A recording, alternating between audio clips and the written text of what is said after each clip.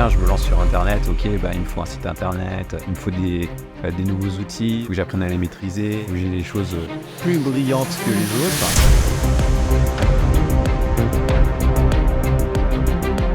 On se donne l'excuse de la technologie, de tout ce qu'il faut mettre en place, alors qu'avant même de se poser la question est-ce que c'est difficile ou pas difficile, est-ce que c'est coûteux, pas coûteux, bah déjà, est-ce que c'est nécessaire ?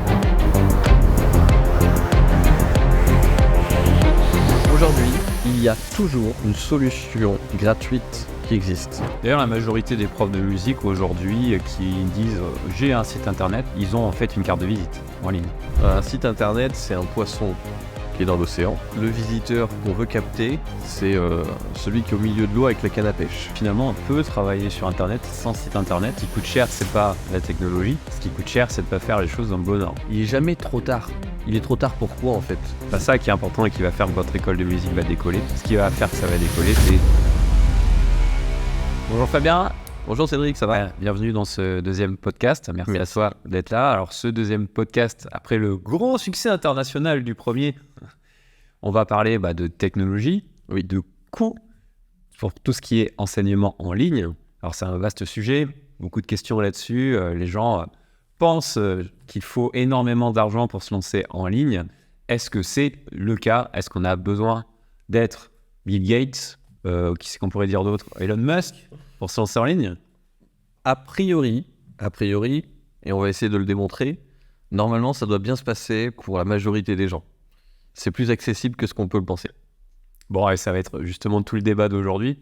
Alors effectivement, quand on parle d'internet, quand on parle de en ligne, tout de suite on pense à technologie, on pense à nouvelles méthodes, nouveaux outils, enfin toutes ces choses-là. Donc c'est souvent ça qui est le début finalement du commencement d'une aventure, puisqu'on se dit tiens, je me lance sur internet, ok, il me faut un site internet, il me faut des nouveaux outils, il faut que j'apprenne à les maîtriser, il faut que j'ai des choses plus brillantes que les autres.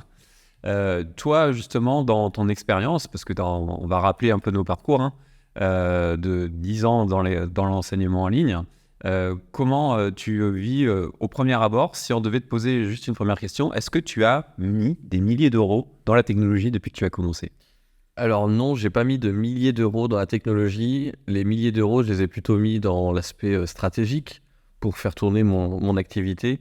Mais déjà, il y a 10 ans, la technologie était déjà accessible. On pouvait faire déjà des choses très sympas. Aujourd'hui, c'est encore plus le cas. Il y a vraiment des outils ultra accessibles. Et on pourra débattre un peu là-dessus si tu veux. Mais la technologie ou les coûts technologiques sont souvent un prétexte pour ne pas vraiment passer à l'action sur le sujet qui est central, à savoir l'apprentissage. Donc voilà, alors qu'est-ce qui amène ces blocages ? Pourquoi effectivement on est dans cette logique-là ? Et puis on peut dire que nous aussi, on l'a été. On va pas se sortir de ce panier-là. C'est vrai que quand on a commencé, on était dans la même logique à se dire que il faut investir beaucoup, que Internet ça coûte cher, que créer un site ça coûte cher, toutes ces choses-là. Donc remettons les choses à leur place. Oui, c'est une croyance. Est-ce que maintenant, c'est une croyance limitante ? Alors oui, clairement, c'est une croyance limitante. Et puis, je vais me remettre dans le passé, à il y a 10 ans. Parce que comme tu as dit, on a tendance à se cacher facilement derrière la technologie pour ne pas passer réellement à l'action. Et du coup, on se crée des blocages qui sont pas nécessaires. Je me rappelle quand il y a 10 ans, je pense qu'il y a une certaine posture, en fait, quand on devient entrepreneur, on va pouvoir le dire, mais quand on crée une école de musique en ligne, il y a l'aspect enseignement qui reste central, mais on se crée une nouvelle activité, comme si on voulait créer une école de musique en présentiel. Ça génère d'être capable de trouver des locaux, trouver des professeurs, faire du management, tout ça, les aspects financiers, tout est à gérer. Exactement. Donc là, on se crée une activité. Donc il y a 10 ans, moi, la posture que j'avais, et ça me fait sourire maintenant, c'est que je pensais qu'un entrepreneur, c'était quelqu'un qui avait forcément énormément d'expérience dans la vie en tant que salarié. Donc j'imaginais le quarantenaire, cinquantenaire bedonnant, avec les cheveux gris, à la tête d'une multinationale. Et donc du coup, avec énormément de responsabilités, et donc tout ce qui va avec une grosse structure, des process. Et pour moi, tu vois, il y avait cette image qui était ancrée de manière légèrement consciente, mais surtout inconsciente. Et donc forcément, je pense qu'on réplique, quand on crée son activité, on se retrouve à vouloir répliquer ce semblant de sérieux, ce côté corporate, on se dit que cette structure-là va montrer qu'on est sérieux et ça compense finalement la façon dont on doit être nous directement pour réussir à avoir des élèves. Alors, je ne suis pas obligé de tout de suite rentrer dans les détails, mais grosso modo, là, ce que je voulais dire, c'est que on se donne l'excuse de la technologie, de tout ce qu'il faut mettre en place, alors qu'avant même de se poser la question est-ce que c'est difficile ou pas difficile, est-ce que c'est coûteux, pas coûteux, déjà, est-ce que c'est nécessaire ? Exactement. Et est-ce que ça serait pas une bonne excuse justement pour ne pas passer à l'action ? C'est ce qu'on va voir. Alors, on va rappeler nos parcours quand même par rapport à justement la musique, l'enseignement de la musique. Donc, si tu peux nous refaire un petit topo de ton parcours. Oui, bien sûr. Donc, moi, j'ai commencé la musique à 4 ans et demi. Je suis rentré au conservatoire à 6 ans en tant qu'altiste. Donc, pour ceux qui ne connaissent pas, le violon alto, un violon légèrement plus gros. Ah ouais, c'est ça, d'accord. Et à 7 ans, l'année d'après, j'ai commencé le clavecin.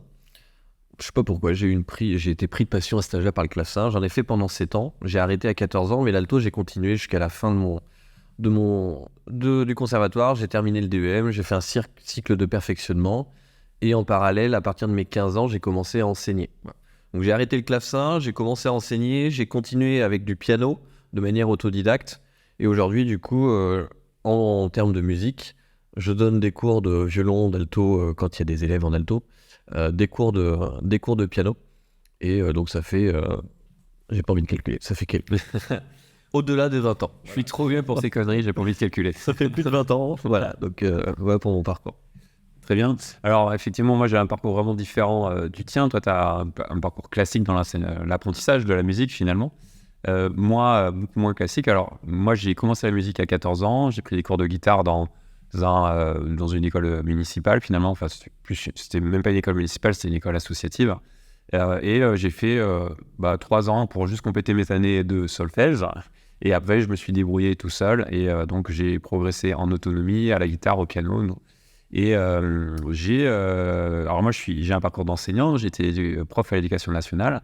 Et en 2012, j'ai quitté ce parcours-là de prof et cette carrière à l'Éducation nationale pour me lancer et créer mon école de musique en ligne dans laquelle j'enseignais la musique assistée par ordinateur et la post-production musicale sur le site Active Studio et qui m'a donné énormément d'expérience dans l'enseignement en ligne. Et j'ai aussi en parallèle enseigné dans une école municipale pendant plus de 10 ans la musique assistée par ordinateur. Donc j'ai pu avoir un parcours combiné entre enseignement présentiel et l'enseignement en ligne avec ma société et qui me permet effectivement aujourd'hui d'être sur une expérience de l'enseignement en ligne comme toi, tu as pu l'être aussi pendant les 10 dernières années. C'est ça, parce que du coup, c'est vrai qu'on s'est connus il y a environ une dizaine d'années parce qu'on s'est lancé en tant qu'entrepreneur en ligne dans les mêmes périodes. On s'est rencontrés sur un événement. Toi, tu es directement parti dans le sujet des écoles de musique en ligne. Moi, je suis parti sur l'accompagnement des freelances pour les aider à trouver des clients, mettre en place des stratégies pour être rentable. Et on a fini par se retrouver sur cette même thématique de la musique, parce que ça nous tient tous les deux à cœur. Mais du coup, on a à la fois une connaissance du terrain, de ce qui se passe dans le monde de la musique, sans dire qu'on est exhaustif. C'est quand même un milieu dans lequel on a fait nos billes.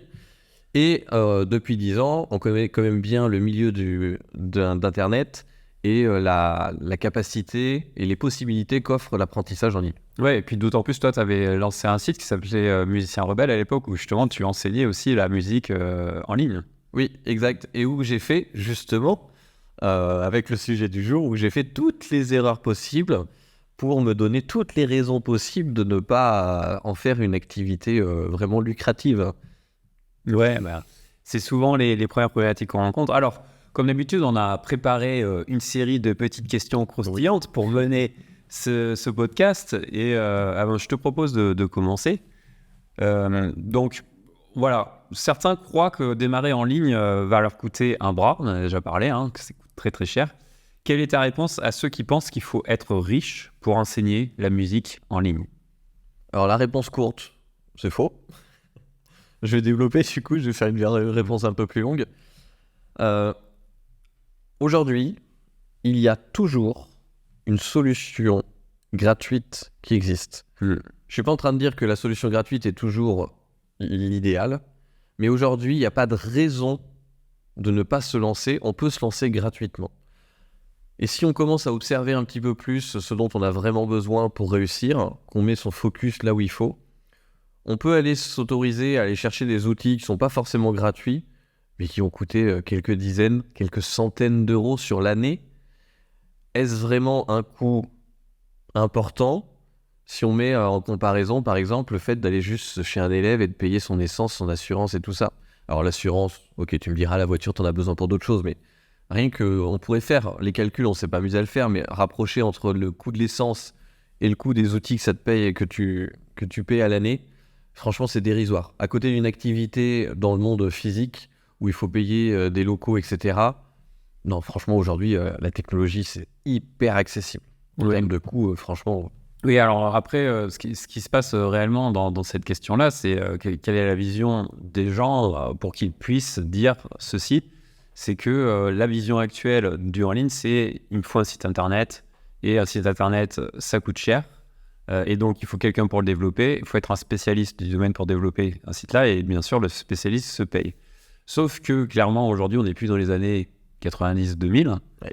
Et ce qui se passe, c'est que les gens qui veulent aujourd'hui se lancer sur le en ligne ont encore cette vision de l'Internet. C'est-à-dire que dans les années 90, il suffisait de sortir son site Internet et on était tout de suite visible parce qu'il y avait 10 000 sites en ligne dans les années 90. Aujourd'hui, il y a des milliards de sites sur Internet. Donc forcément, ce n'est plus du tout les mêmes méthodes, les mêmes outils pour percer et puis aussi tout simplement en vivre. Hein. Et la vision standard est restée la même, c'est-à-dire j'ai un site internet, à la fois ça me rassure, à la fois c'est ma carte de visite, et en même temps tout le monde va venir dessus et tout le monde va m'acheter tout ce qui est sur mon site internet. Ouais, j'aime bien donner l'image, un site internet c'est un poisson qui est dans l'océan, et le visiteur qu'on veut capter, c'est celui qui est au milieu de l'eau avec la canne à pêche. Grosso modo, c'est à peu près ça.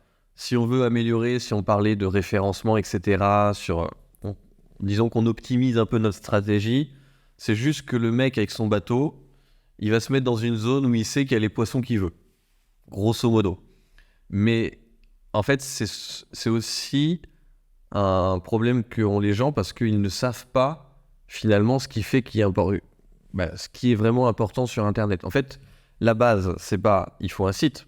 Parce que souvent, on fait les choses dans la vie courante parce que on considère qu'il faut les faire, mais on ne sait pas vraiment pourquoi. Si on te questionne dessus, tu te dis mais pourquoi ? Parce que c'est important et tu n'as pas d'argument. Et c'est souvent un signe que tu le fais parce qu'on t'a dit qu'il fallait le faire.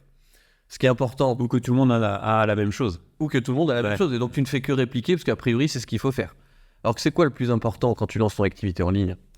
C'est de trouver des élèves qui apportent le moyen. Là, on ne parle pas de stratégie, mais... Le focus à avoir, comme pour une école de musique en présentiel, sa priorité c'est d'avoir des élèves.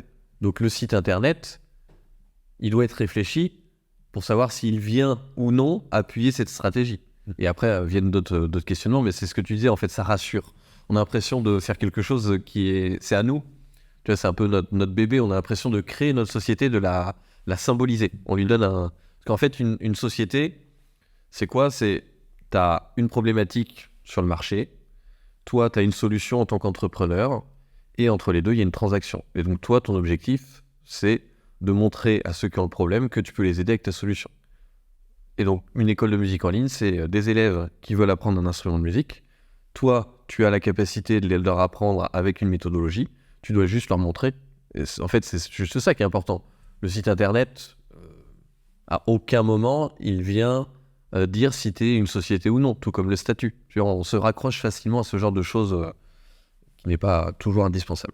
Et du coup, ça voudrait dire que, selon notre logique, on pourrait se lancer totalement gratuitement alors ? En ligne ? On peut se lancer totalement gratuitement en ligne, oui. Est-ce que c'est le cas depuis toujours ou c'est juste le cas aujourd'hui ? Est-ce que c'est le cas depuis toujours on va remonter quand même juste à l'ère d'Internet. Bien sûr. Alors, à l'ère d'Internet...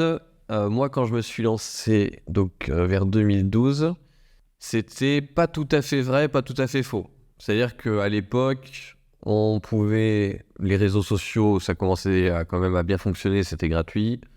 Créer un site internet, si jamais il devait servir, par exemple, pour faire plateforme d'apprentissage et tout ça, c'était payant, mais juste pour le fait de faire héberger son site, mais c'est quelques dizaines d'euros par an.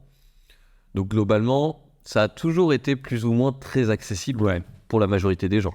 Exactement. Et puis d'ailleurs, on peut même préciser que finalement, on peut travailler sur Internet sans site Internet. On a pu soulever le sujet de nombreuses fois parce que, encore une fois, c'est pas le site Internet en lui-même qui est très important. C'est pas ça qui est important et qui va faire que votre école de musique va décoller.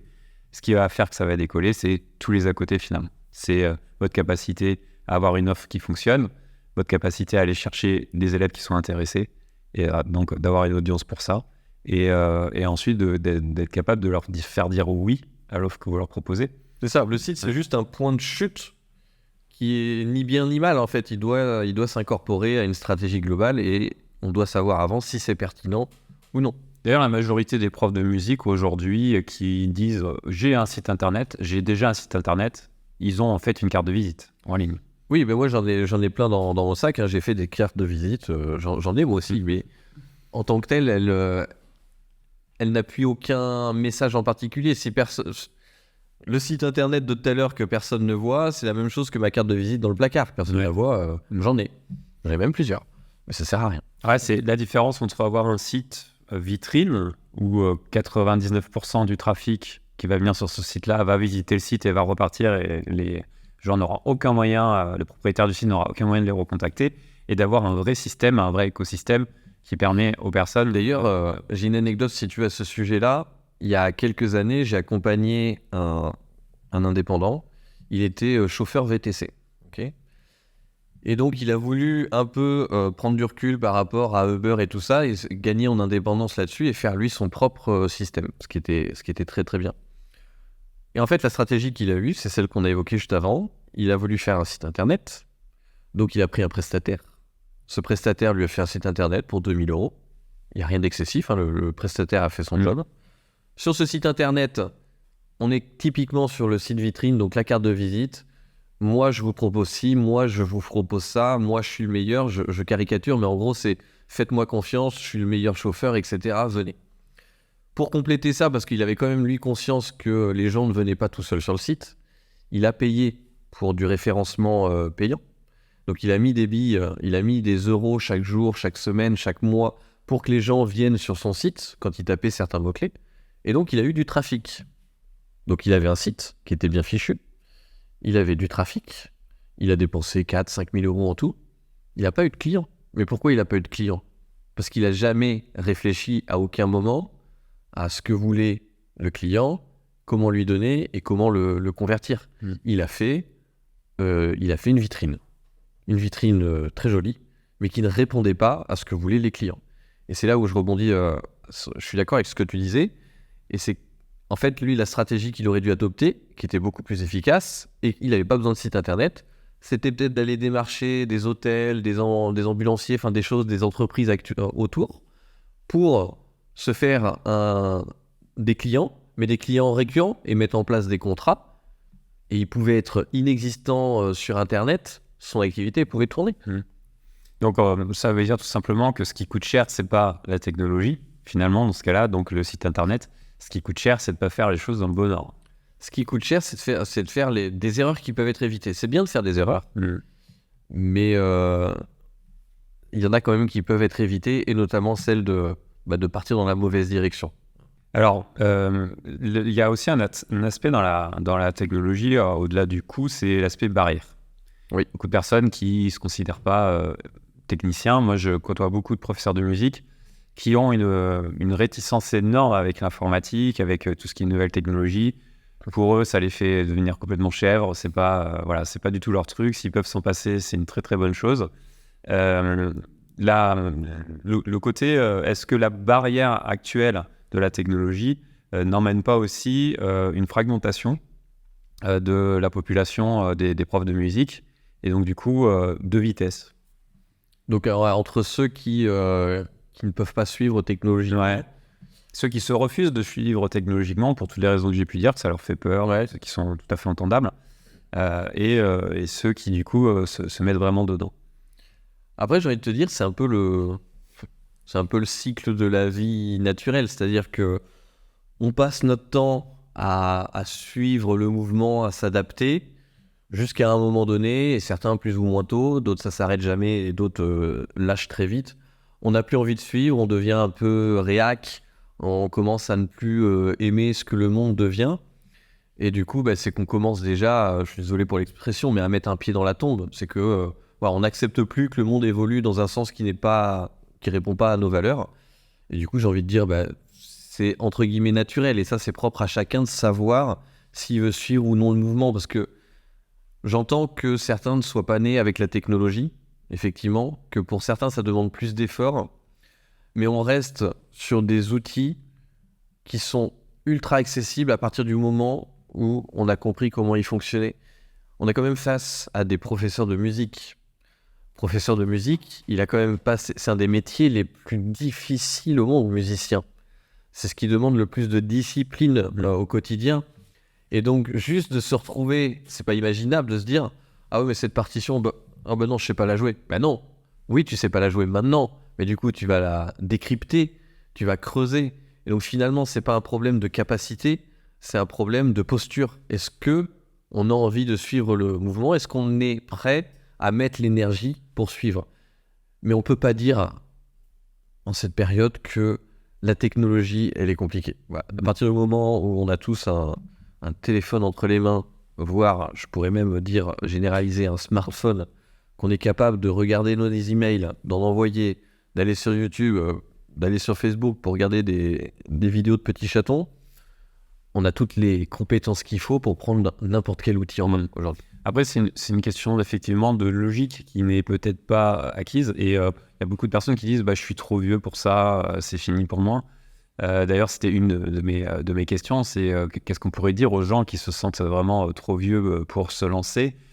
Moi, j'ai une précision à apporter là-dessus, c'est qu'on dit que ça va très vite aujourd'hui. Moi, je ne suis pas tout à fait d'accord avec ça. C'est pas que ça va très vite, c'est qu'il y a beaucoup de gens qui se sont arrêtés dans le chemin. Et là où ça peut paraître ça va vite, c'est que effectivement le retard il est de plus en plus grandissant et avec une technologie qui est de plus en plus nouvelle. En fait, on a de plus en plus. Là où ça va vite, oui, c'est qu'on a de plus en plus de nouveautés rapidement. Ça, c'est une nouveauté qu'on n'a jamais connue dans l'histoire de l'humanité. Par contre, quand on dit ça va trop vite, non, c'est qu'on est clairement resté là où on voulait être et qu'on n'a pas suivi le mouvement. Et moi, j'ai pu former beaucoup d'enseignants en école de musique, notamment sur tout ce qui était enregistrement sonore. Et on s'aperçoit aussi qu'il y a une crainte de la technologie par méconnaissance, par peur de mal faire, par peur de casser, par peur de se retrouver bloqué, donc de se trouver dans l'erreur ou dans l'échec. Et c'est pas une question de compétence, à la base, c'est vraiment une question de peur, parce que la peur emmène du coup derrière le fait de se sentir stressé dans un nouvel environnement. Alors il y a l'environnement qui est l'environnement vertical de l'informatique, qui n'est pas du tout l'environnement que nos anciennes générations ont connu, qui est plus un environnement horizontal et de déplacement. Et oui, et puis il y a un aspect qui est important, c'est que dans le déplacement à l'ordinateur, la souris en fait un déplacement horizontal pour obtenir un déplacement vertical.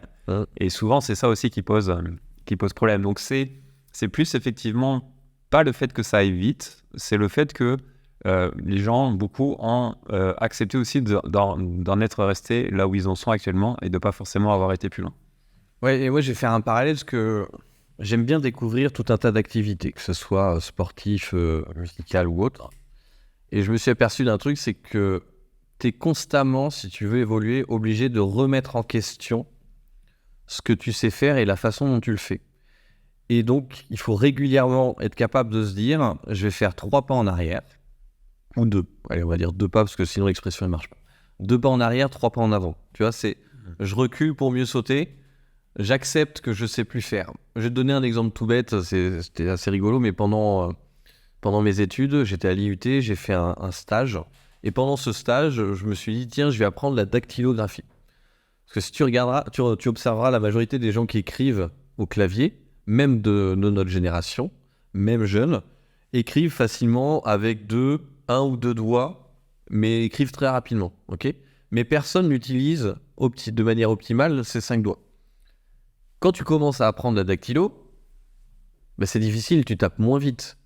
Et donc en fait, tu dois accepter d'être moins bon ponctuellement parce que ça va être meilleur pour toi juste après.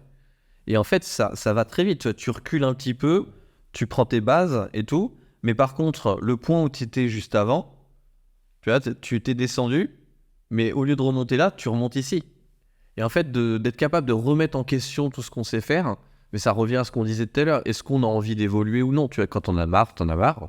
Je l'entends. Moi, c'est pas encore dans ma philosophie. Je pense pas que ça le deviendra. Je connais pas le futur. Mais c'est surtout cette question de posture. Donc, peu importe l'âge. C'est comme quelqu'un qui se met au piano, au violon, tout ce qu'il veut, quel instrument, à 60 ans. Il est jamais trop tard. Il est trop tard pour quoi, en fait? Il est peut-être trop tard pour faire la tournée, une des tournées mondiales en tant que concertiste. Ok, peut-être. Mais il n'est pas trop tard pour apprendre. On a souvent tendance à se faire une montagne de ce qu'il y a à faire et on ne se rend pas compte en regardant en arrière de tout ce qu'on a été capable de faire en si peu de temps. Et tu prends n'importe qui, peu importe qu'il soit doué, pas doué. J'ai eu des élèves, il y en a, tu sens qu'ils n'ont pas de facilité, ils ne sont pas faits pour la musique. Par contre, ça leur fait plaisir et ils progressent. Mais tu les prends eux au bout de 5 ans, eux-mêmes qui pouvaient dire ah bah oui c'est pas de mon âge et tout, 5 ans après ils se font plaisir et ils ont progressé. Pour moi c'est l'essentiel. Ouais, on a du mal à évaluer ce qu'on peut faire sur le court terme et sur le long terme. Généralement, on surestime ce qu'on peut faire sur le court terme et on sous-estime ce qu'on peut faire sur le long terme. Exactement, et du coup la technologie dedans, ok, elle peut être un frein aujourd'hui, mais tu peux décider de te dire ok. En plus, ça peut être très rapide. C'est genre, on parle de quelques jours, quelques semaines, au grand maximum, quelques petits mois, tu vois, pour se remettre dans le bain. Et donc, d'accepter de se dire, ok, ça c'est important, je dois apprendre à faire ça pour que le reste, après, soit plus fluide et ça m'ouvre des portes. Est-ce que la technologie remet en question les profs de musique, du coup? Les profs de musique en présentiel? Ouais. Non. Pourquoi remettrait-il les profs de musique en question? Les profs de musique, on en aura toujours besoin. Déjà, on aura toujours besoin de professeurs de musique en présentiel. Et le professeur de musique qui veut lancer son activité en ligne, il a besoin de superviser la technologie. La technologie, elle fait rien, elle. C'est une coquille vide. La technologie, elle ne fait que véhiculer la pédagogie et les intentions du professeur. Je suis d'accord avec ça. Je t'ai pas posé de questions encore, non, mon cher Cédric. Vas-y, moi je suis tout oui. Alors, attends, j'essaie de chercher celle qui me fait le plus rire. Alors j'ai peur là. Ça va bien se passer. N'est-il pas ironique que pour rendre la musique plus accessible, nous devions acheter des gadgets dernier cri? La musique doit-elle vraiment être tributaire de la Silicon Valley? Ah ouais, effectivement.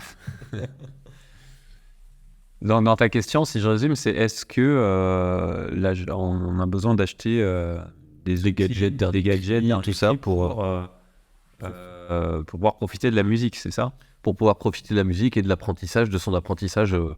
Non, non, clairement non. De toute façon, je pense que l'art n'a pas besoin de technologie. L'art a juste besoin de personnes pour soit l'écouter, soit le voir.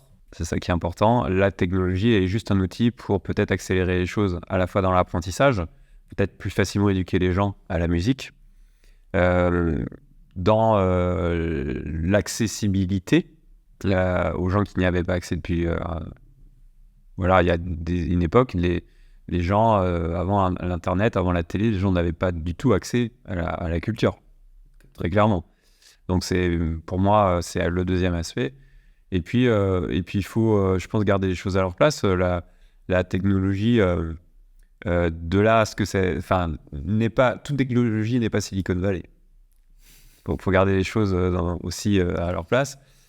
Si on parle d'une école de musique en ligne, dans l'aspect organisation d'une école, clairement aujourd'hui, les gens n'ont pas les codes. Les profs de musique n'ont pas les codes de comment doit s'organiser une école de musique en ligne. Donc s'ils n'ont pas les codes, ils ne peuvent pas utiliser les outils pour répondre à ces codes-là. Donc ils vont les utiliser de manière non adaptée. Et d'ailleurs, on l'a vu pendant le Covid, ils ont utilisé la technologie de manière totalement inadaptée, en faisant des visioconférences à distance, avec des élèves face à leur ordinateur et des profs face à leur ordinateur pendant toute la journée, alors que c'est pas ça enseigner en ligne, c'est pas du présentiel à distance, on a déjà pu le dire et on le répète. Donc la technologie, elle est utilisable à partir du moment où on est éduqué à l'utiliser, Et pour moi, pour revenir à ta question et faire le rapport avec des professeurs de musique, ce qui manque, c'est l'éducation des profs de musique à bien utiliser ces technologies-là, mais surtout pas en faire un outil ultime, parce que jamais ça sera une école de musique sera la Silicon Valley. Non, c'est juste un outil pédagogique supplémentaire qui peut amener beaucoup, beaucoup de choses. Oui, sinon ça peut vite être une excuse de se dire oh, il faut acheter des gadgets, des machins, des trucs pour... Alors qu'en fait, non. Oui, On a déjà tous, naturellement, ce qu'il faut. Technologiquement, on a tous ce qu'il faut. Un téléphone, même les micros maintenant. Enfin, on peut faire plein de choses de manière non coûteuse et sans acheter les derniers trucs à la mode. Oui, mais c'est souvent, encore une fois, comme tu disais, une sorte d'excuse. Moi, j'accompagne beaucoup d'enseignants qui me disent « Ouais, mais avant de commencer, il faut déjà que je sois bon en vidéo. Oui, mais avant de commencer, il faut que je maîtrise les montages vidéo. Avant de commencer, il faut vraiment que j'ai du matériel professionnel. Il faut que j'achète du matériel professionnel. » Mais ça, ce sont juste des excuses pour éviter de passer à l'action et donc repousser l'échéance, parce que c'est pas ça qui est important. On a tout ce qu'il faut aujourd'hui pour tourner une vidéo. La preuve, on communique bien avec notre famille. On n'attend pas d'avoir le matériel dernier cri pour appeler sa famille pour Noël ou autre. Non, on l'utilise avec le téléphone et pourtant on se comprend bien. Est-ce qu'il y a besoin de plus que de se comprendre pour enseigner ? Non, il n'y a pas besoin de plus. Donc ce sont des fausses excuses et c'est surtout se comparer aux autres. C'est pas parce qu'il y a des gens en ligne qui ont des années d'expérience, qui font des super vidéos avec du super matériel, qu'il faut à tout prix essayer de faire mieux que technologiquement. Non, il faut s'en inspirer, mais pour faire comme vous êtes amené à pouvoir le faire avec ce que vous avez actuellement, parce que ce qui compte, c'est votre contenu. C'est pas comment vous paraissez, c'est ce que vous dites, ce que vous faites, c'est ce que vous véhiculez. Et souvent, la question que je leur pose à ce moment-là, c'est est-ce que clairement tu as besoin d'une super caméra et du téléphone dernier cri pour pouvoir tourner si demain je te demandais de me tourner une petite vidéo, est-ce que tu serais capable de le faire comme ça aujourd'hui avec ce que tu as à disposition? Et souvent la réponse c'est bah oui, en fait j'ai ce qu'il faut déjà pour une vidéo, mais du coup la qualité, ouais, mais du coup si je me trompe, voilà. Donc on voit bien que finalement ça va plus loin que ça, c'est une peur qui se met en place. Je soulève un truc hyper intéressant là, justement sur cette peur du passage à l'action. On pourrait utiliser une image qu'on a déjà utilisée, mais on va l'utiliser autrement, celle de la piscine. On peut te donner tous les cours que tu veux de théorie, de comment bien nager, etc. Et à un moment donné, il faut se mettre dans l'eau, il faut essayer de nager. Parce qu'en fait, le cerveau, et en plus, c'est pas des profs de musique qu'on l'apprend, les profs de musique le savent. Il faut que le cerveau se conditionne et comprenne en fait l'impact, mais qu'ils ressentent en fait. C'est pas de l'intellectualisation, c'est qu'ils ressentent musculairement, intrinsèquement, qu'ils ressentent comment ça fonctionne. Donc quand tu vas dans l'eau, ok, on t'a appris, t'as théorisé, on fait en sorte que tu te noies pas, on te met dans de bonnes conditions, mais c'est le fait de pratiquer qui va te faire comprendre que ça fonctionne. Et pour la technologie, pour l'apprentissage en ligne, c'est la même chose. Il y a un moment donné, te cacher derrière la technologie, derrière les logiciels, derrière les gadgets, etc. À un moment, non, juste prends ce que tu as. Ça ne sera pas parfait, comme quand tu apprends à nager. Mais par contre, le fait de pas pratiquer, tu vas comprendre, tu vas le voir de toi-même, tu vas faire « Ah oui, ça, c'était pas terrible. Mais oui, mais c'est pas grave, au moins c'est fait. » Et puis t'en fais, par exemple, pour reprendre le cas de la vidéo, tu fais une première vidéo. « Ah ouais, mon cadrage, en fait, il était pas terrible. Ma lumière, elle était pas top. Le son, on n'entend pas. Ah puis là, je dis beaucoup, je radote beaucoup. » Et bien, à force, tu le vois, ça. Donc, du coup, tu essayes de faire mieux. Ce qu'on appelle la pratique délibérée. Tu vois, c'est la différence. C'est un truc que j'aime bien. C'est la différence entre l'expérience de quelqu'un qui est purement liée à son expérience, au temps, ou son expérience qui est directement liée à sa pratique. 30 ans d'expérience, ça ne veut rien dire. Tu vois, là, aujourd'hui, j'ai 38 ans. J'ai commencé à 4 ans, on va dire, l'instrument. Ça fait 34 ans que je suis musicien. 34 ans. 34 ans d'expérience. 34 ans d'expérience. Ok, mais j'ai fait quoi pendant ces 34 ans ? Si je dis aux gens que depuis, un peu plus d'une dizaine d'années, je suis plus sur d'autres aspects dans ma vie que la pratique de mon instrument, il y a quand même 10 années qui sont pas les mêmes que celui qui a pratiqué de manière délibérée. Et donc pour moi, ce qui est vraiment fondamental dans l'approche de de l'apprentissage de la musique en ligne et dans n'importe quelle approche de manière générale, c'est cette pratique délibérée, c'est de se dire aujourd'hui, je vais me forcer à évoluer, je vais me forcer à améliorer quelque chose. Et ça forge une véritable expérience. Et si tu fais ça dans un instrument, ça fonctionne bien.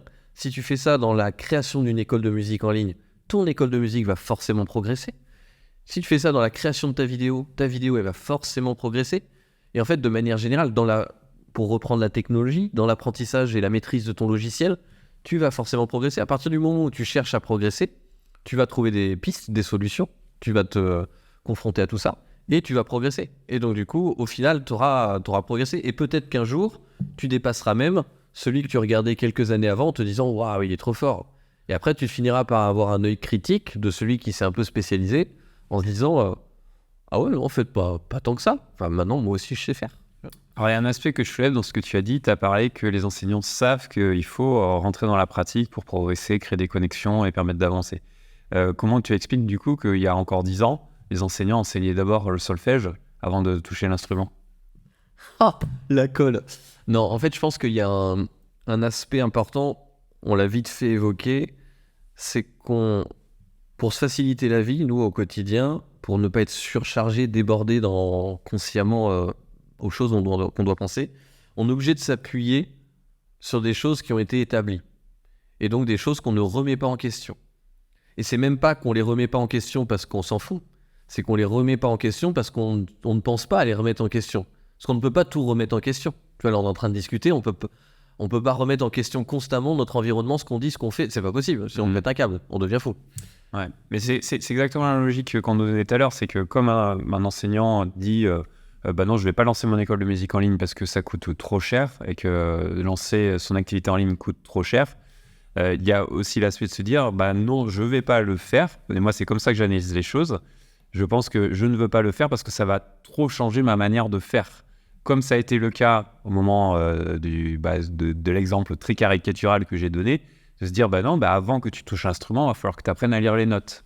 Ok, mais c'est comme on dit bah non, avant de marcher, tu vas apprendre à courir. Bon, ok, bon, c'est un peu la même logique que je suis en train d'expliquer là. Le fait de finalement ne pas se donner l'autorisation de changer, de tester de nouvelles choses, montre qu'effectivement, on est dans une logique où ça n'avance pas, où on reste dans des mises en place finalement qui stagnent. Voilà, on est dans de la stagnation complète. Et ça, pour moi, je pense que c'est dû aussi à un état d'esprit, dû à un système dans lequel on est ancré. Est-ce que, clairement, aujourd'hui, face à la technologie, les professeurs de musique ne s'ouvrent pas à ça parce qu'on ne leur dit pas de le faire? Si on leur disait qu'il faut le faire, est-ce que, clairement, ils le feraient? Je pense que oui. Je pense qu'ils n'auraient pas le choix. Voilà. Parce que, imaginons un conservatoire ou une école de musique qui leur dit bah voilà, on a mis ça en place, vous devez faire ci, ça et ça. Ils le feront. Et en plus, ils pourront s'apercevoir en le faisant que finalement, c'était pas une mauvaise idée. Effectivement, les gens restent facilement ancrés dans leurs croyances et dans leur système. Et je pense que c'est un piège et que c'est même dangereux. Parce que un prof qui a 40 ans d'expérience dans l'apprentissage d'un instrument, mais qui ne remet pas en question constamment sa manière de faire, il y a un moment donné, il devient obsolète. Parce que... Ou c'est de la faute des élèves, ça dépend. Ou c'est la faute des élèves, voilà. Tu vois, c'est facile de pas se remettre en question et de se cacher derrière tout un tas d'excuses. J'ai une petite question pour toi, Cédric. Comment peux-tu garantir que cette avalanche de ressources en ligne ne mène pas à une surinformation où l'élève se perd plutôt que de trouver son chemin musical? Tu vois, ça va avec la technologie, c'est-à-dire qu'on a énormément de contenu, énormément de choses. Est-ce que finalement, quelque part, ça perdrait pas les élèves? C'est là où le prof il a énormément d'importance, parce que le prof, dans ce cas-là, joue le rôle de régulateur. Pourquoi les enseignants existent depuis la nuit des temps, alors que toutes les informations sont disponibles dans des livres? On pourrait très bien se débrouiller, aller chercher toutes les informations depuis la nuit des temps, enfin depuis l'invention de l'écriture, finalement, dans les livres. Mais non, on a toujours eu besoin d'enseignants. Aujourd'hui, l'information est de plus en plus présente. On trouve tout sur tout, et on trouve surtout tout et son contraire sur tout. Et pourtant, le métier d'enseignant, peu importe le domaine, que ce soit la musique, que ce soit le sport, que ce soit l'école, enfin peu importe, n'a jamais eu autant d'importance. Pourquoi ? Parce qu'ils sont là pour réguler ça et donner la possibilité aux apprenants d'avoir un esprit critique, une analyse et surtout d'avoir un bon chemin dans leur parcours. Et c'est pas parce qu'il y a beaucoup d'informations sur, par exemple, comment on joue de la guitare en ligne qu'il y a plus de gens qui savent jouer de la guitare aujourd'hui. Non. Alors, peut-être que oui, parce que c'est dans le sens où ça a démocratisé peut-être les choses, mais l'importance de l'enseignant est capitale dans cet aspect-là, parce que c'est lui qui va permettre de réguler, de dire, voilà, ça c'est vrai, ça c'est pas vrai, ou en tout cas dans ma vision des choses, ça c'est comme ça que tu dois le faire, et que tu dois avancer pour progresser par rapport à ta personnalité, qui tu es, et comment tu peux avancer dans ce domaine de l'apprentissage d'un instrument de musique.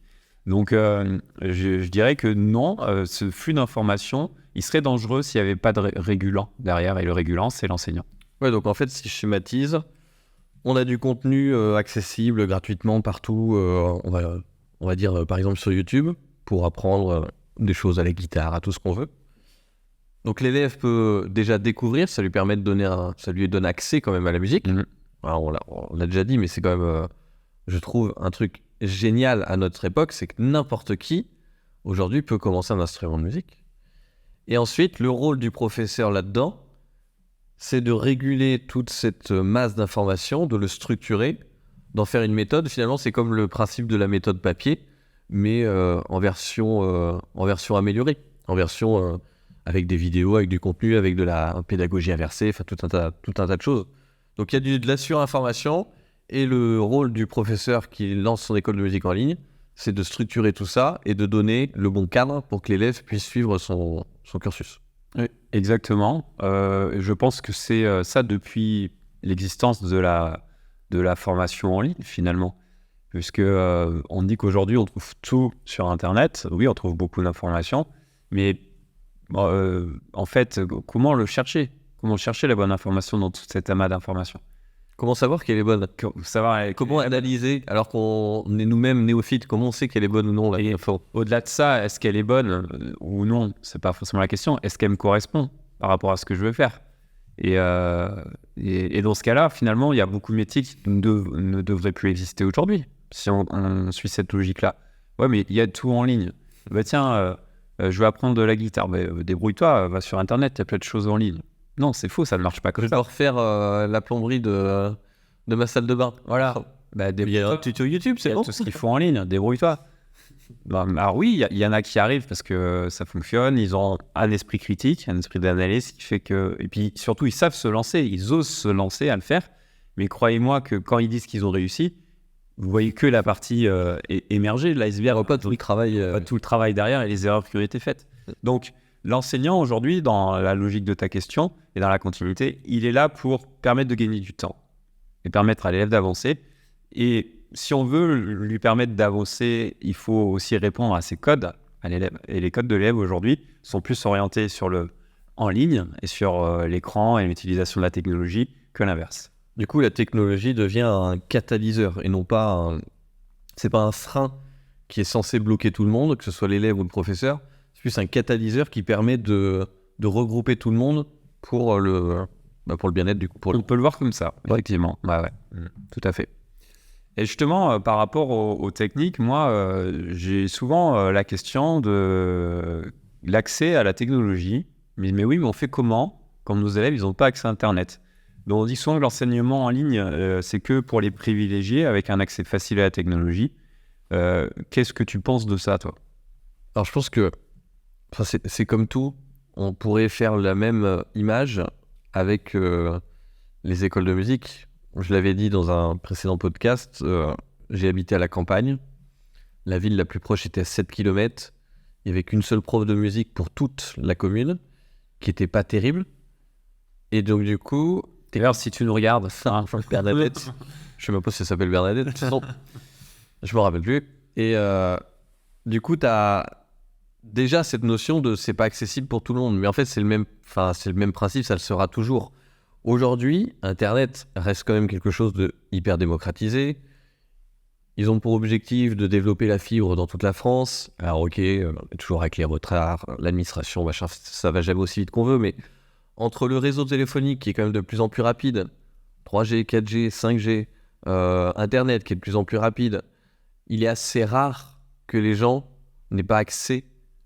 Tu vois, quelqu'un qui n'a ni accès à la technologie, ou en tout cas juste à une connexion Internet, et qui n'a pas non plus accès au présentiel, et à un moment donné, c'est pas la faute de la technologie ou du présentiel, c'est la faute presque, je sais pas, à pas de chance.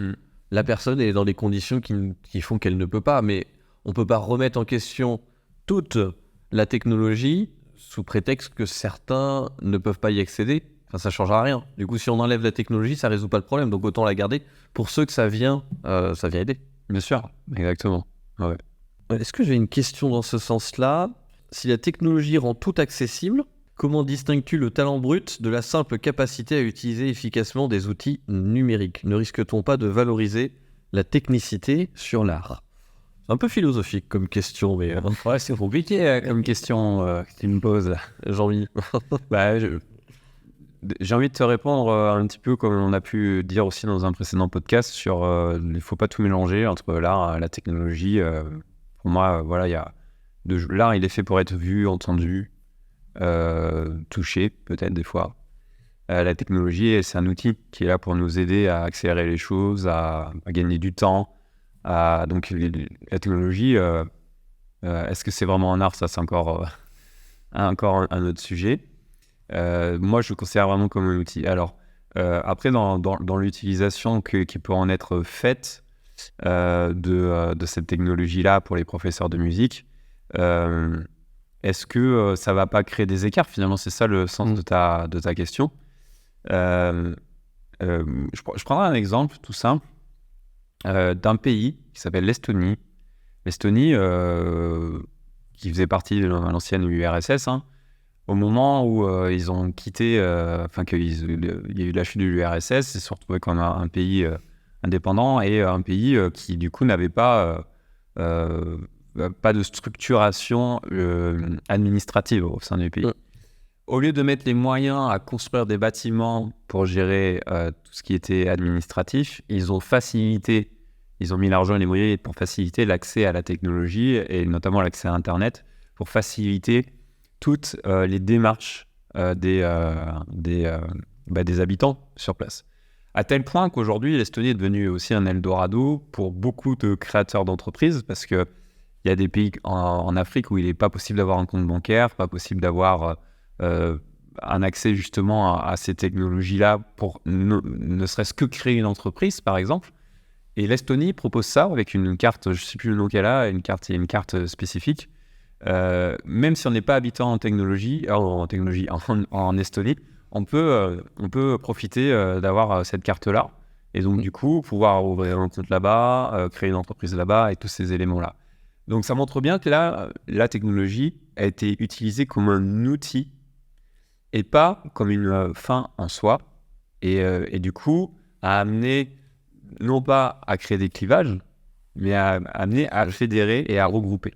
Ouais, je suis d'accord, mais c'est vrai que l'Estonie est un très très bon exemple sur leur système. Ils ont utilisé la technologie pour faciliter leur système administratif. Et c'est assez fou. Depuis 2002, si je dis pas de bêtises, je trouve c'est ça, exactement. Je trouve ça énorme. Alors, il y a un préjugé aussi que moi j'entends souvent, c'est qu'il faut être ingénieur informatique pour gérer un site internet et notamment du coup une école de musique en ligne. Comment tu démystifies ça? Je dis que c'est pas le cas. Il y a une époque où effectivement tout ce qui était site internet, on va faire un petit peu de technologie, parce que j'ai quand même fait ça pendant quelques années pour mes clients. Et à une époque, créer un site internet, ça voulait dire quoi? Ça voulait dire créer des pages avec un langage très particulier, le HTML, le PHP. L'objectif, c'est pas de faire un cours ici, mais un peu comme la langue, le français, l'anglais, il y a des codes. Voilà. Et donc, il faut connaître ces codes, comment ça fonctionne. Et il fallait envoyer avec un logiciel sur des serveurs. Alors tout de suite, ça fait un peu genre pirate informatique, pour qu'ils puissent afficher notre site. C'était l'ère d'Internet 1.0. On pouvait afficher des informations sur Internet. Là, oui, il fallait quelques compétences. Et encore, je pondérerais avec le fait que c'est pas un langage aussi complexe que le français, l'anglais ou n'importe quelle langue du monde. Et en vrai, quand on a un peu compris comment ça fonctionne, on peut faire des trucs basiques qui fonctionnent très bien. Et ensuite est arrivé l'ère du 2.0. Le 2.0, donc pour ceux qui n'auraient pas suivi, ça fait petit cours de technologie en même temps. C'est la capacité à pouvoir interagir. C'est-à-dire qu'on n'est plus sur l'ère d'Internet qui nous fournit des informations. On est sur l'ère d'Internet où on peut dialoguer, échanger et où le contenu est dynamique. D'accord ? Donc c'est là où on commençait les blogs avec les espaces commentaires. C'est là où ont commencé les réseaux sociaux. Et c'est le monde dans lequel on est globalement aujourd'hui. C'est l'ère du 2.0. À l'ère du 2.0, du coup, il s'est passé quoi ? Il s'est passé qu'il y a des technologies qui sont venues se mettre entre les deux pour faciliter la vie. Donc, il y a par exemple aujourd'hui des logiciels, on va directement sur une URL sur Internet, voilà, et on a directement accès à ce qu'on appelle un SaaS. Un SaaS, c'est un logiciel, mais qui est directement en ligne. On n'a pas besoin de l'installer sur son ordinateur. On se connecte avec un login, un mot de passe, comme on sait tous le faire maintenant. On le fait pour les impôts, on le fait pour tout. On se connecte et lui, il nous facilite la vie. Il y a des gens, des ingénieurs justement, qui ont pensé à où est-ce qu'on met quoi pour que ça soit hyper facile. Ils ont étudié, ils ont regardé le comportement des gens, qu'est-ce qui était dur, qu'est-ce qui était facile pour eux. Et ils ont mis les boutons, les clics au bon endroit, ils ont mis les bons intitulés pour que les gens puissent juste faire des cliquer, des déposer et construire leur chose, leur site ou n'importe quoi. Donc aujourd'hui, la technologie, on en a vraiment là. On est sur des glissés, déposés et c'est même plus facile que Word à l'époque, tu vois. On écrit le titre, on déplace titre, on décrit titre, on remplace la couleur et c'est tout. Enfin, vraiment, la technologie aujourd'hui, c'est arrivé à ce stade-là. Donc non, aujourd'hui, il n'y a plus besoin d'être ingénieur. C'est une croyance, peut-être une peur. Peut-être que pour certains, ils ont juste essayé, il y a un truc qui s'est mal passé et hop, c'est panique à bord, donc c'est que ça marche pas, c'est compliqué. Des fois, il faut juste être bien soutenu, bien comprendre comment ça fonctionne pour s'y lancer. Oui, puis il faut aussi le pratiquer pour créer de nouvelles habitudes. En tant que prof de musique, tout le monde répète ses gammes tous les jours, faisant un instrument pour être à l'aise au moment d'improviser, c'est un peu la même chose. Et c'est comme si finalement on se posait la question, je peux pas conduire de voiture parce que je sais pas la construire. C'est exactement la même chose, alors que pourtant aujourd'hui tout le monde conduit sa voiture et je pense que la majorité de la population aujourd'hui ne sait pas construire une voiture. Et donc en fait l'essentiel c'est juste de comprendre le minimum de comment fonctionne l'outil que tu veux utiliser. Par exemple, moi, le meilleur conseil que je peux donner à ceux qui regarderaient ou écouteraient ce podcast, s'il y a un logiciel que vous voulez utiliser et que vous ne connaissez pas, vous tapez sur YouTube logiciel, machin, et vous regardez juste comment est construit le logiciel, la logique. En fait, à partir du moment où on comprend la logique du logiciel, c'est facile de répliquer. C'est à ça que sert par exemple le moniteur d'auto-école pour la voiture. Là, c'est pour les vitesses, là, c'est pour le volant, là, c'est pour l'accélérer, machin. Tu comprends un peu comment tout est fichu, et du coup, après, tu arrives à t'adapter. Et en tant que prof de musique, on fait la même chose avec un instrument. Voilà comment fonctionne le piano. Là, tu as les touches do, do, do, là, ça se répète, on appelle ça une octave, machin. Et en fait, toi, ça te permet d'avoir dans ta tête une vision globale de comment ça fonctionne. Et une fois que tu as la vision globale, tu peux te retrouver à travailler dans ce cadre-là. Tu vois, on t'a donné ton petit cadre, tes contraintes, et tu sais que tu travailles dans ce cadre-là. Et là, du coup, ça devient beaucoup plus facile. Et puis un enseignant n'enseigne pas à son élève de guitare, par exemple, à construire une guitare avant d'apprendre à jouer. C'est pas le cas. Il a juste besoin de lui faire comprendre comment sonne la guitare, comment c'est agencé, que l'élève puisse se projeter sur le fonctionnement de sa guitare pour pouvoir après travailler tranquillement. J'ai une dernière question, tiens. Aujourd'hui, on a dit la technologie va très vite. Ok, ça progresse énormément avec l'intelligence artificielle. Je suis pas allé jusqu'à présenter le web 3.0. On a parlé du 1 et du 2. Aujourd'hui, il y a aussi le 3. Avec toutes ces évolutions, est-ce que tu crois pas qu'il y a une sorte d'obsolescence qui fait que les profs, même ceux qui viennent se lancer dans le en ligne, peuvent se retrouver dépassés rapidement? Alors c'est marrant parce que ça rejoint aussi la dernière question que je vais avoir à te poser juste après. Oui, on pourrait craindre ça. En fait, on pourrait craindre que finalement, on apprend de nouvelles compétences et on se retrouve de nouveau dépassé et on doit encore y aller, encore apprendre de nouvelles choses, de nouvelles façons de fonctionner. Et donc, on pourrait considérer qu'il y a une sorte d'obsolescence d'un apprentissage de l'enseignement en ligne. Moi, je ne suis pas d'accord avec ça pour deux choses. Déjà, je suis très bien placé pour le dire parce que moi, quand j'ai commencé l'enseignement en ligne, j'ai commencé en 2012-2013, je n'y connaissais rien.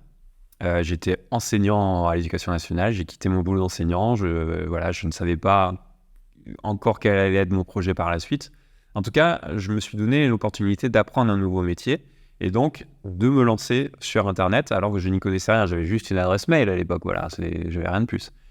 Et en fait, c'est un vrai plaisir d'apprendre ces nouvelles façons de faire, mais surtout, ce sont des principes que l'on apprend et des principes qui viennent des logiques.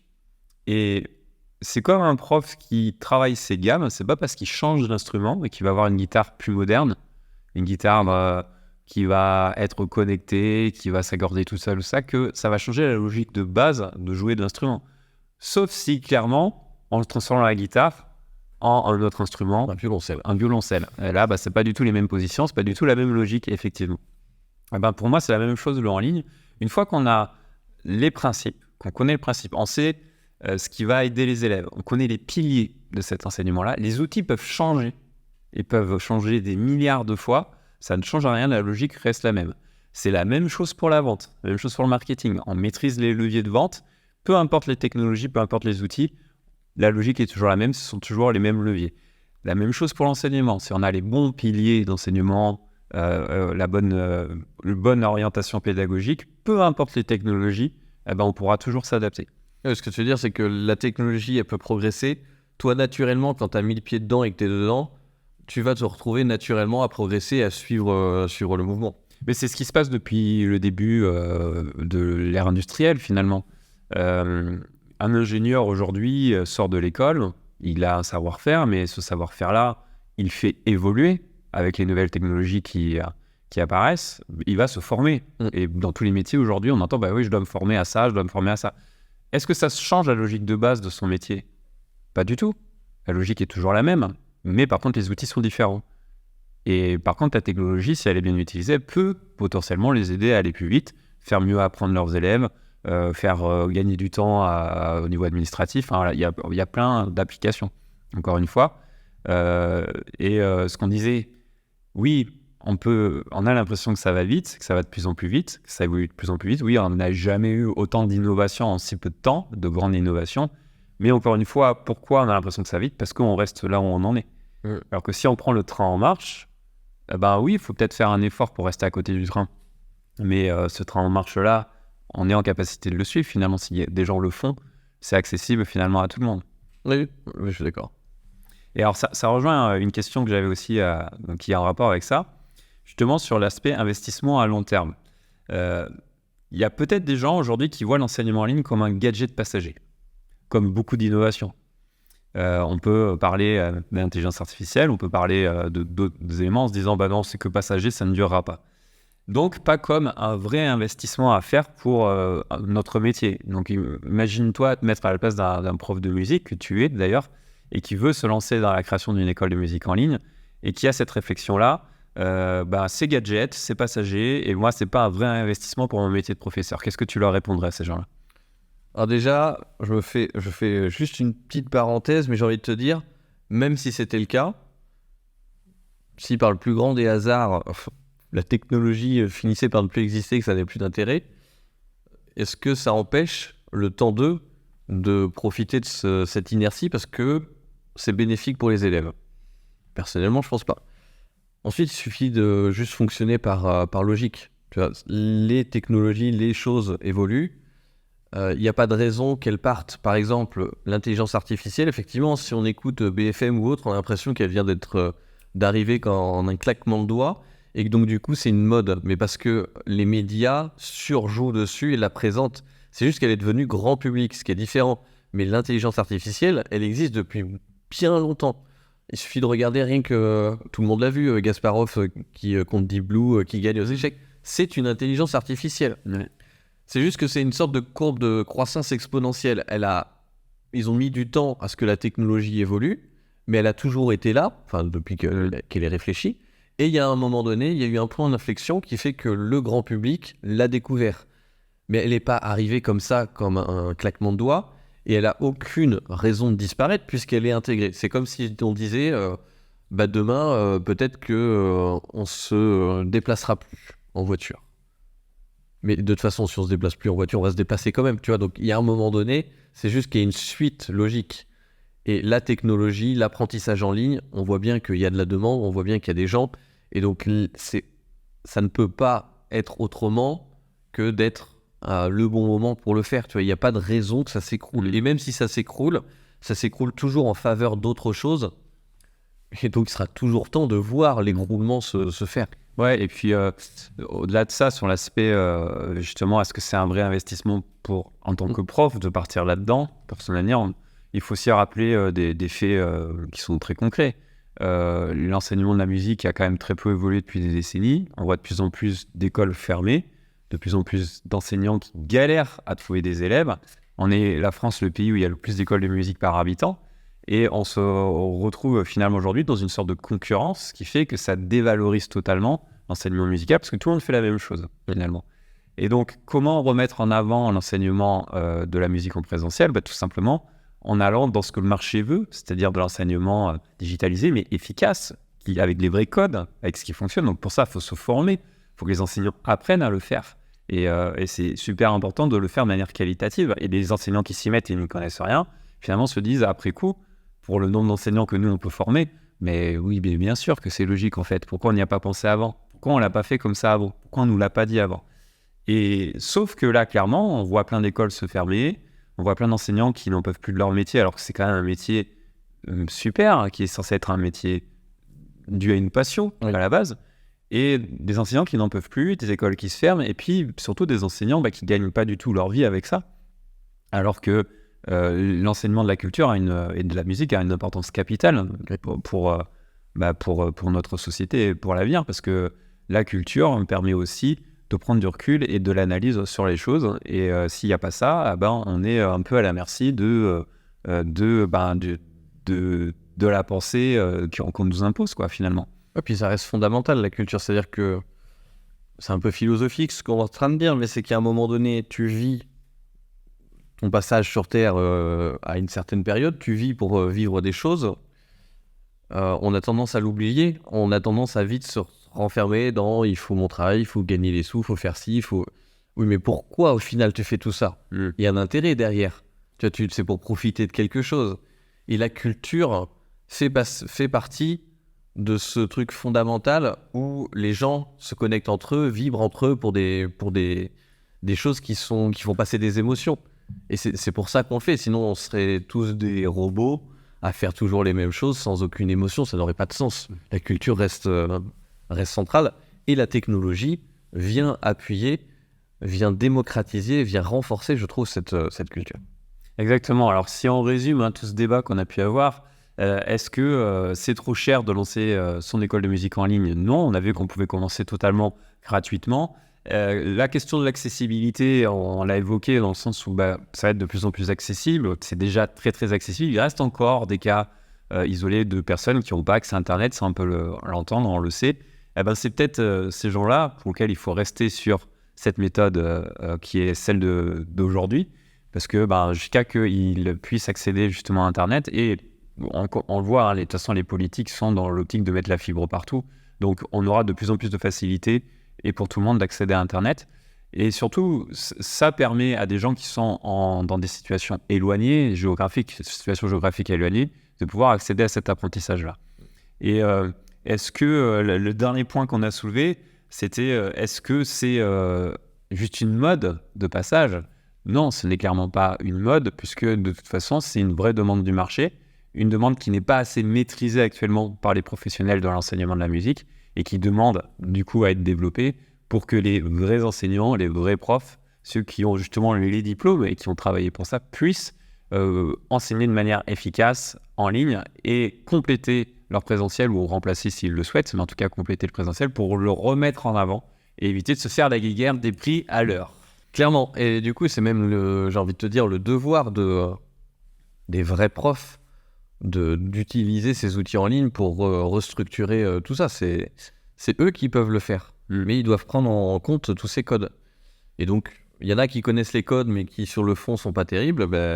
Les profs qui ont déjà le fond, s'ils prennent les codes en plus, ils feront de l'avenir de l'apprentissage de la musique en ligne un bel avenir. Exactement.